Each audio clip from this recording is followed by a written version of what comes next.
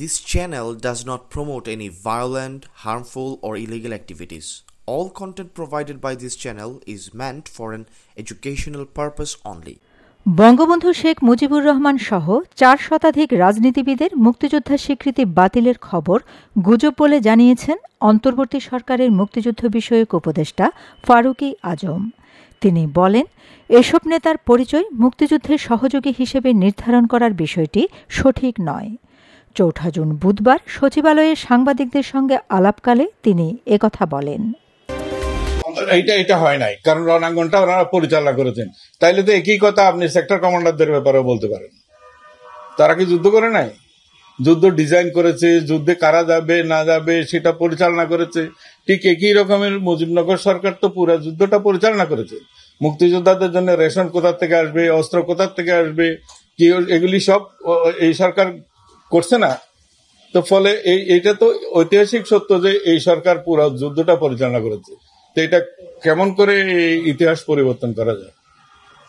এটা একটা মিসলিডিং হয়েছে নিউজ। এটা আমার মনে হচ্ছে যেন এটা সত্য হয় নাই।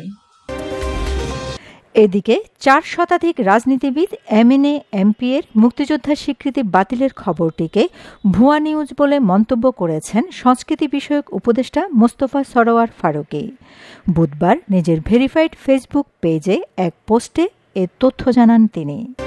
ফেসবুক স্ট্যাটাসে ফারুকী লিখেন, প্রিয় ভাই বোনেরা, শেখ মুজিবুর রহমান, তাজউদ্দিন আহমেদ সহ মুক্তিযুদ্ধের নেতাদের মুক্তিযোদ্ধা সার্টিফিকেট বাতিল একটি ফেক নিউজ।